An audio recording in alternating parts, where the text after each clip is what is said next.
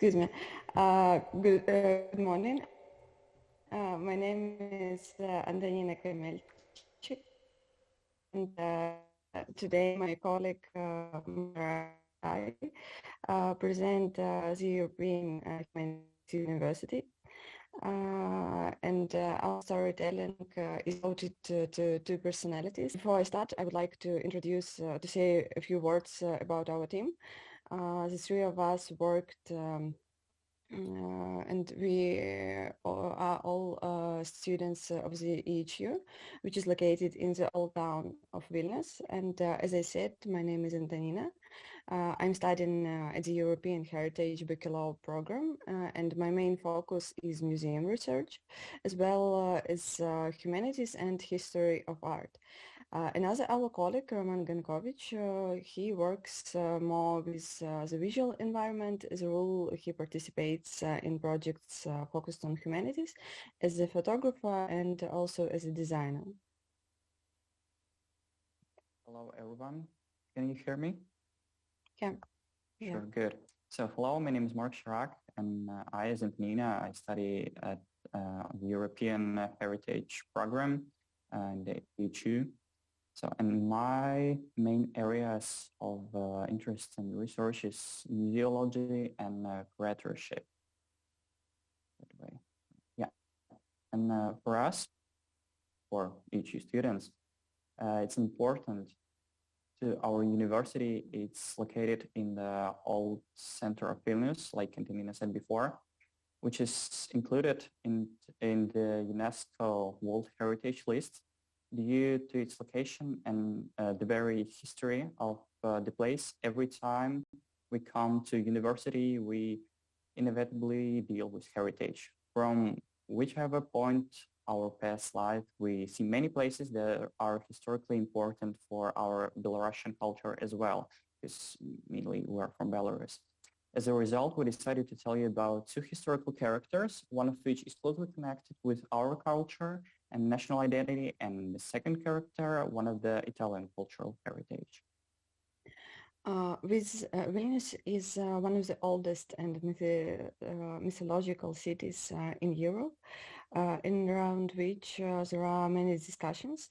All these discussions arise as a result of studying the activities of a large number of poets, thinkers, mystics, and prophets of different times, nationalities, and confessions who worked here. And as a consequence, Vilnius has a unique spirit of place, has attracted such great personalities as Von Sforza and Francisco Scarina for many centuries. Easy to determine the reason why Vilnius became the first place of his self-realization. After all, he didn't travel outside his homeland. Then the story of Bona Sforza as a Grand Duchess of Lithuania is of greatest interest. As historical characters, we considered these two not so much because of the scale of their personalities, but because of the stories associated with them. Francisco Scarina made a kind of revolution in printing, while Bona Sforza changed the way of thinking of the Lithuanian rulers. In addition to these achievements, the relationship of these personalities with Italy played a special role in our choice. Carina defended his doctorate in Padua, and Bona Sforza was Melanie the princess. We are sure that by absorbing the Italian culture, these two managed to develop the European tradition in Lithuania in a very special way. Yeah, and I'll talk a little bit more precisely about the Bona Sforza.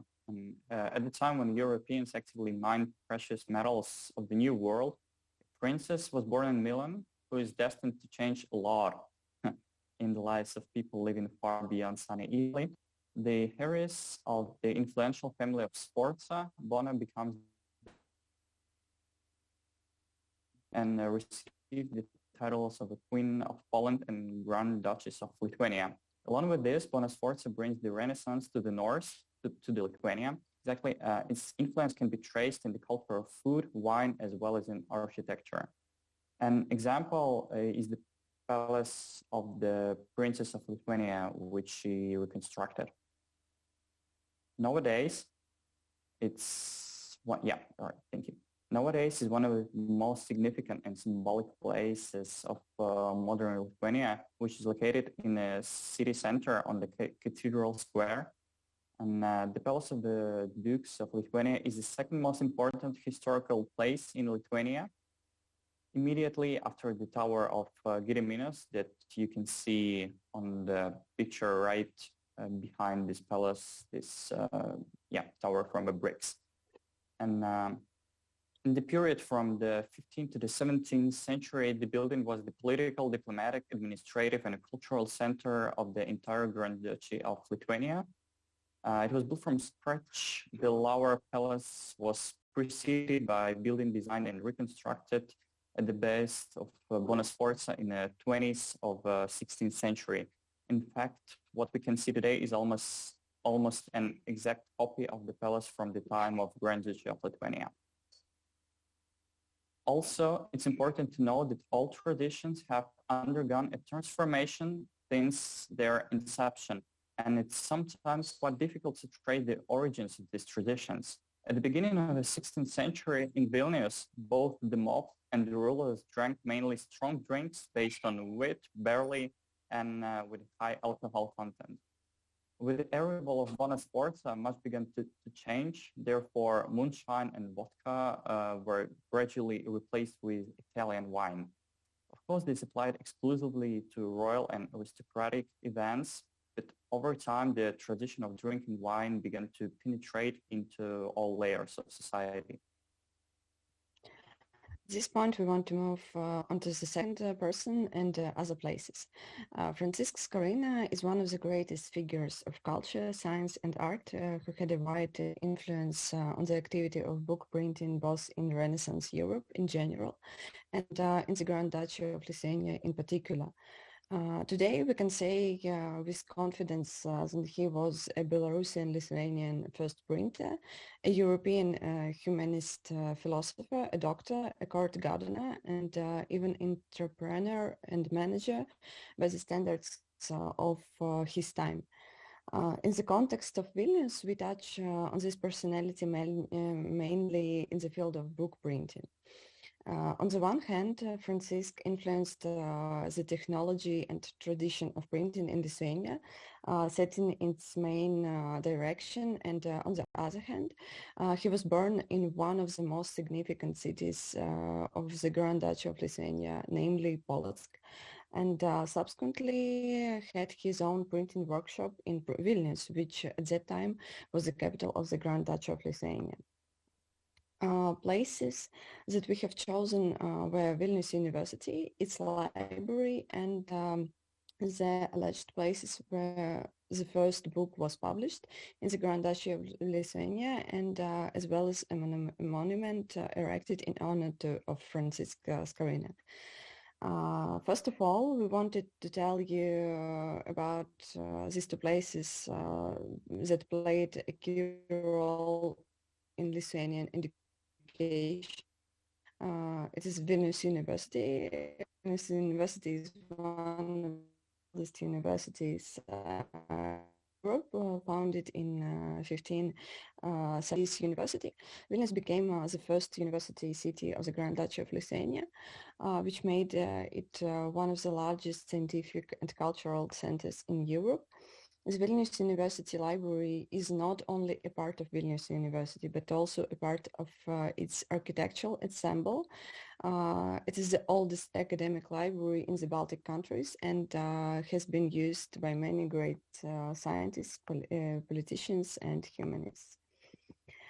And our next place and object was a sculpture chronicler that was cleared by Václav Krutinis on the site of the first presumed book printing workshop in Vilnius. This place is especially important for the history of Lithuania, since it is believed that the first book in Church Slavonic printed in Vilnius by Francisco Scarina. Since the printing press was extremely expensive tool in the 15th 16th centuries, the significance of Scarina and this place on the historical map of Vilnius increases many times over.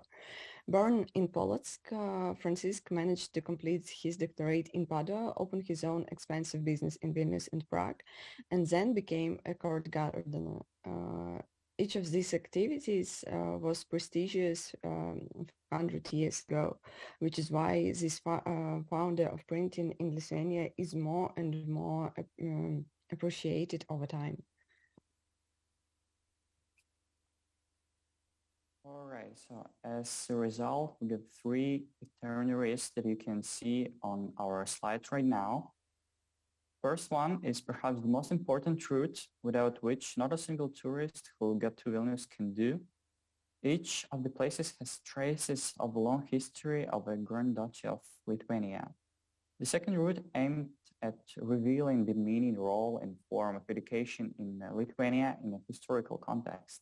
Here, in addition to the educational tradition, you can learn various stories about spirit communities like Philomets and Pilorets, which especially attracts tourists.